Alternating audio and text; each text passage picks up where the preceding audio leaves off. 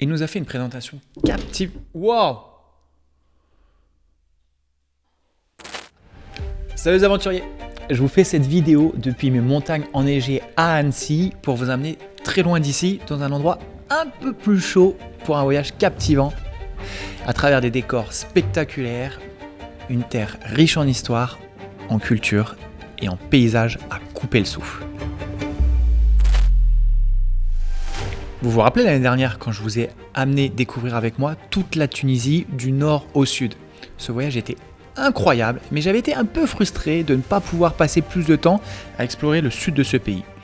Eh bien, souhait réalisé. Préparez-vous à embarquer dans un monde où la réalité rencontre la fiction, où la tradition se mêle à la modernité, où à chaque coin de ce pays regorge de trésors à découvrir.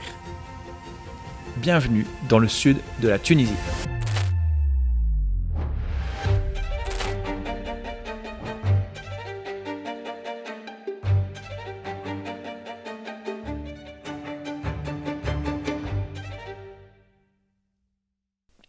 Mon aventure débute à travers les oasis luxuriantes et les vastes champs de dattes qui parsèment le paysage tunisien. Je suis complètement dingue de ce fruit et j'en emporte toujours dans toutes mes expéditions autour du monde. Pour cette sortie, nous avons été accompagnés par Hassen, qui est un guide local, mais surtout un habitant de cette oasis depuis des générations.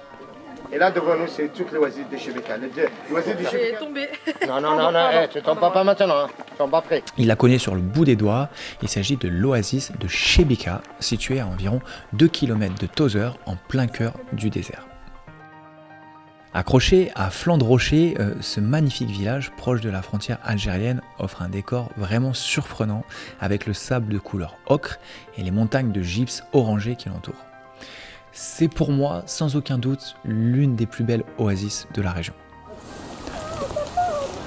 Bon, et bien là on est au cœur de l'oasis de montagne du village. Alors ce qu'il faut savoir, c'est que personne n'a jamais réussi à savoir d'où venait cette source. Mais la seule chose qu'on sait, c'est que peu importe la saison, peu importe la sécheresse, il y a toujours 18 litres d'eau par seconde qui coulent de cette montagne.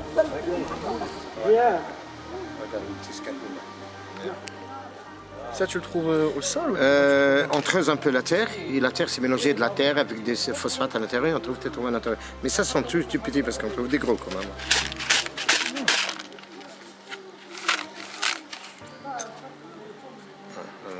Un petit. Et donc là, ce que vous voyez là, c'est les canaux d'irrigation qui ont été creusés par les villageois pour permettre d'alimenter les champs un petit peu plus bas. On y va.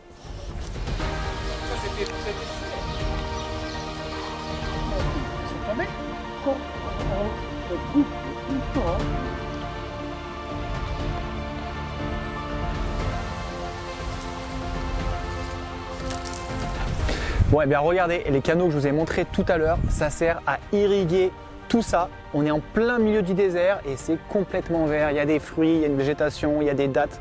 C'est incroyable. Je suis toujours surpris à chaque fois que je visite un oasis de me dire que waouh, l'eau, ça permet de faire ça.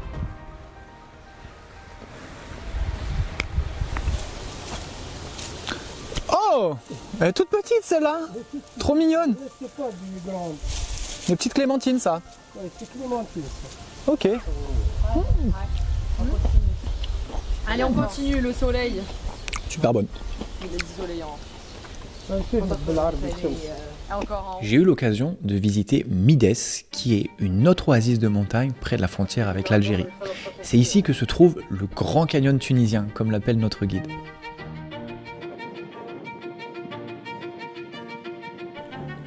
Ma visite commence par le vieux village qui a été complètement détruit par une inondation en 1996.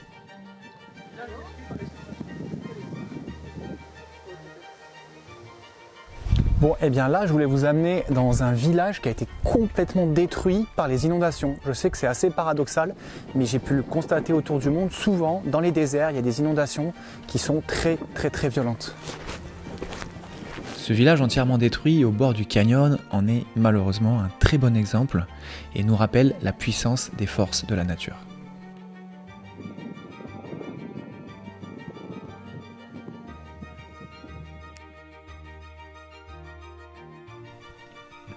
Ensuite, je descends à pied dans le canyon et je suis le cours de l'Oued asséché.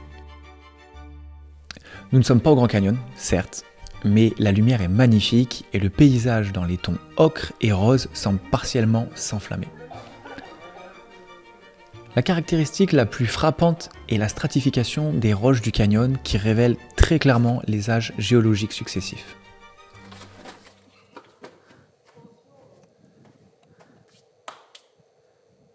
On a eu la chance d'aller découvrir le musée de la date et d'apprendre que la culture du palmier dattier est absolument passionnante. Cette culture est d'ailleurs inscrite sur la liste du patrimoine culturel immatériel de l'humanité de l'UNESCO. Cette culture a joué un rôle crucial dans le développement des civilisations des régions chaudes et arides d'Afrique du Nord, du monde arabe et de l'humanité en général. Le palmier est la clé de voûte des agrosystèmes oasiens. Au-delà de fournir des dattes, il permet le développement d'autres cultures fruitières et céréalières dans des environnements brûlants à l'ombre de son feuillage. Selon les Nations Unies pour l'alimentation et l'agriculture, le palmier dattier est probablement l'arbre cultivé le plus ancien au monde.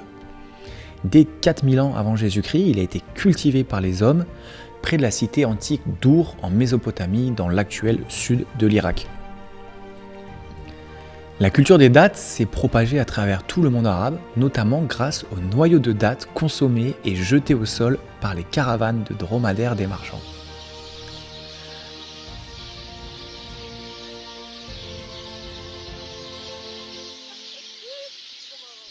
L'arbre, dont les racines pénètrent profondément dans le sol, ce qui lui permet de pousser dans des climats secs, a été non seulement une source de nourriture, mais aussi de gains économiques. En effet, toutes les parties du palmier dattier sont utilisées aussi bien pour s'abriter que pour fabriquer toute une gamme de produits, y compris de l'artisanat, des nattes, des cordes ou du mobilier. Aujourd'hui, cette culture ancestrale est confrontée à de nombreux défis. En effet, les phéniciculteurs se battent avec acharnement pour éradiquer le charançon rouge, originaire d'Asie et détecté pour la première fois dans la région dans les années 1980. Cet insecte, qui mesure à peine quelques centimètres, produit des larves qui se nourrissent du tronc et détruisent des millions de palmiers chaque année. Ça fait de rester ça. Et c'est pas comme les oliviers, des 60 mètres. Amoureux de la nature, j'ai trouvé mon bonheur à Dar Zmerten, sur les traces d'Ali, guide de haute montagne, à travers des sentiers montagneux qui respirent les légendes du temps. Nous sommes partis à l'aventure dans les plus vieilles montagnes du continent africain, où les herbes médicinales et les remèdes traditionnels offrent un antidote aux venins et aux maux du quotidien.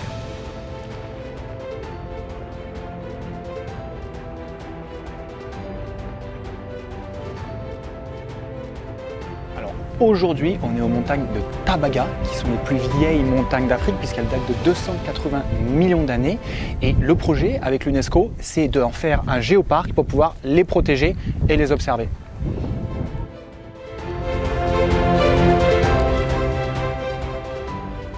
Ali Bouhala, accompagnateur de montagne. Aujourd'hui, on va marcher sur aux montagnes des Aigles. Voilà, ça c'est quand même, on va découvrir ensemble, on marche maintenant les plantes aromatiques, les plantes médicinales et tout bien fait. Donc on va marcher, on va découvrir tout ça, la partie géologie, la partie steppe, les plantes et tout, et la partie histoire. Il nous a fait découvrir les secrets de la médecine naturelle transmise de génération en génération, comme l'armoise champêtre par exemple. C'est en observant les animaux qui mangeaient cette plante que les locaux ont compris qu'ils pouvaient l'utiliser pour se guérir des morsures de serpents ou piqûres de scorpions.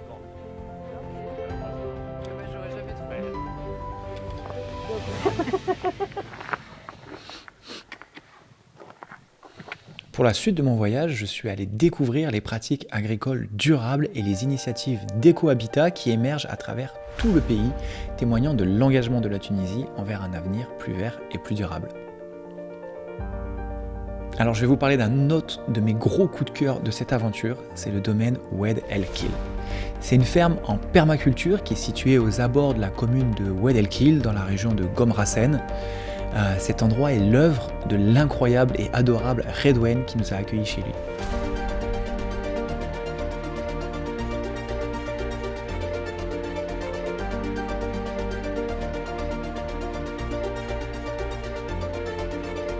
On a démarré avec l'idée de permaculture ça veut dire essayer de préserver toutes les ressources, soit l'eau, soit le sol, soit l'énergie, soit tout.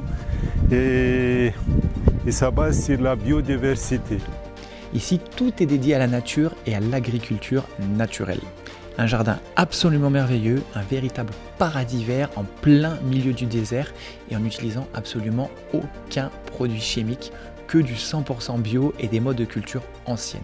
Tout ce que j'adore. C'est pas vraiment sans eau, mais j'utilise le minimum possible d'eau avec goutte à goutte, mais je donne le minimum possible. J'utilise des semences qui sont adaptées à notre climat aride, donc qui peuvent résister plus. Mais j'utilise le plus possible le paillage pour diminuer l'évaporation et garder l'humidité. Sur une superficie de plusieurs hectares et en plein cœur du désert, Redouane s'est spécialisé sur une culture de plantes aromatiques et médicinales, d'arbres fruitiers exotiques et de légumes. Redouane a aussi construit avec les matériaux locaux des superdômes absolument incroyables. Ça, c'est bâti sable argile. Il n'y a pas de paille aussi de la paille? Oui, pour l'enduit, argile, paille. Mais il y a deux sacs remplis de terre. Ça veut dire mélange argile-sable, un peu mouillé et tassé. Et on utilise un compas parce que toujours le diamètre, c'est la hauteur. Le domaine dispose aussi de son propre élevage animalier qui est lui aussi 100% bio. Ah là, c'est beaucoup trop mignon, j'adore. Salut!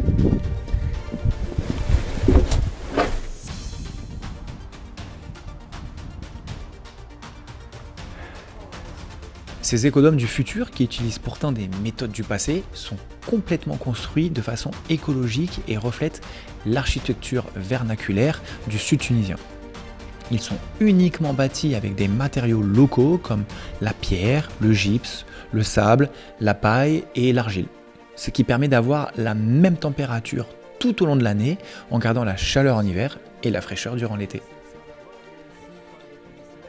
Ces habitations n'utilisent que des techniques du passé et pourtant je les trouve incroyablement futuristes.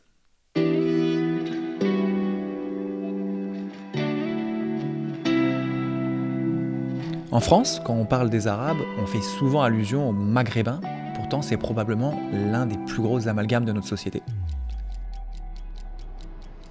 La grande majorité des habitants de l'Afrique du Nord, en partant de l'Égypte jusqu'en Mauritanie, sont Amazirs.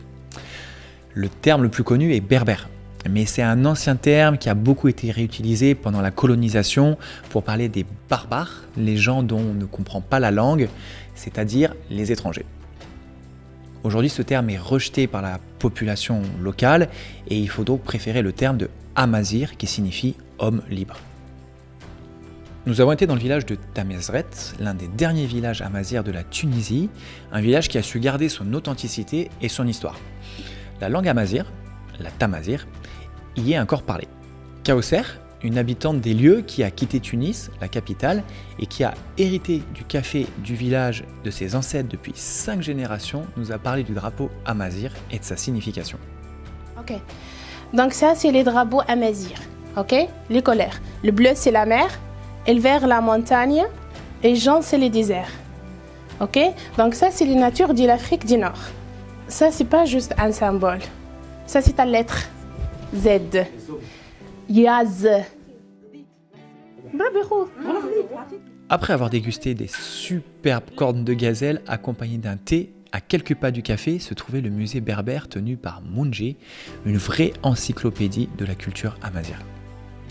Alors le terme en berbère qui veut dire je les vois, ça se dit Tmazra. Tmazra, Tamazret. Le nom de village, ça vient de là. Il nous a fait une présentation captivante du patrimoine culturel amazigh. On sent la passion dans chacune de ses phrases. Il nous a fait voyager à travers cette maison traditionnelle restaurée et décorée avec énormément de goût et de finesse. Y sont exposés l'architecture du village et l'organisation de l'habitat, l'histoire des religions, les tissages, broderies et tatouages artisanaux, les traditions et l'organisation sociale des Amazirs. الزول سقول أنسف السيو مقطع مرثقة مازرة تنمر تقول.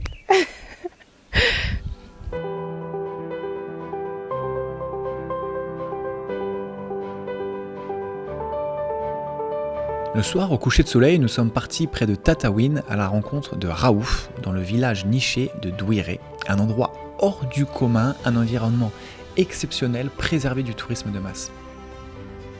Ici, chaque pierre raconte une histoire et chaque ruelle cache un secret. Nous avons visité le gîte troglodyte de Raouf qui appartient à sa famille depuis toujours.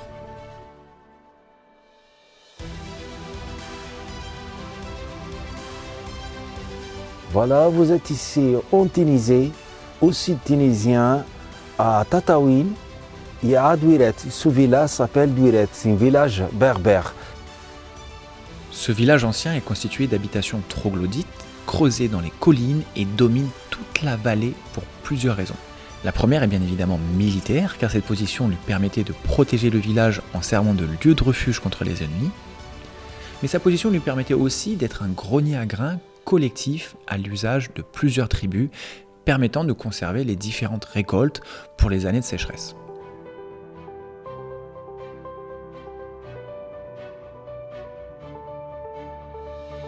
Attends, stop, on n'a toujours pas parlé de Star Wars dans cette vidéo ? En tant que fan absolu de Star Wars, je voulais absolument vous amener avec moi dans l'univers mythique de ces films, en vous amenant visiter les décors où certains des épisodes emblématiques de la saga ont été tournés.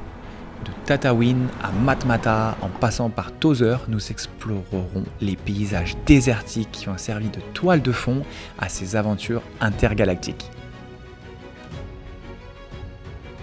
Lors du 3e jour du tournage de La Menace Fantôme en Tunisie, une tempête de sable inattendue s'est abattue sur le plateau, détruisant quasiment tous les décors construits pour le tournage.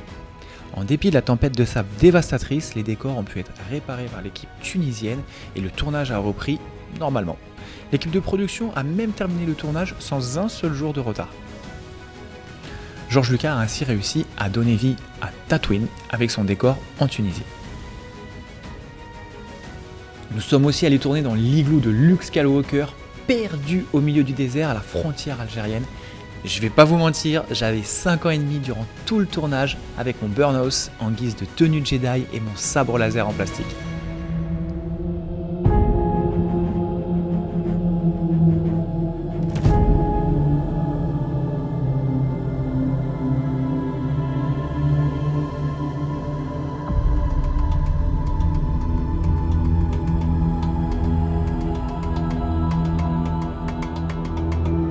Le désert, l'un de mes endroits préférés sur Terre, où j'ai longuement vécu, où j'ai fait mes plus belles expéditions, en Namibie, en Égypte, en Jordanie, au Botswana ou au Chili par exemple. Je suis réellement amoureux de l'immensité infinie du désert tunisien, où le sable doré s'étend à perte de vue et où le silence révèle la beauté austère de ces paysages intemporels. Je me sens à chaque fois tel le petit prince qui me faisait rêver étant enfant. Le silence du désert est à la fois angoissant et tellement grandiose. Pour rien au monde, je ne raterai un lever de soleil dans le désert.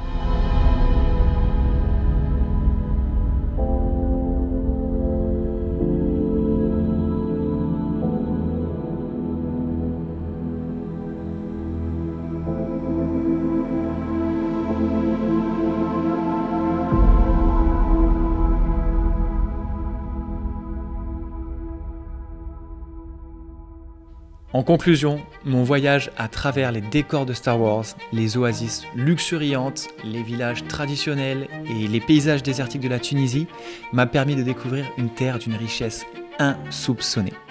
Mais je suis aussi complètement émerveillé par la gentillesse du peuple tunisien à chaque fois que je viens dans ce pays.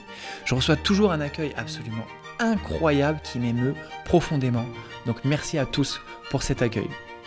De sa culture vibrante à ses paysages à couper le souffle, la Tunisie laisse une empreinte indélébile dans nos cœurs et nous rappelle la beauté infinie du monde qui nous entoure. N'hésitez pas un seul instant à aller découvrir ce pays incroyable.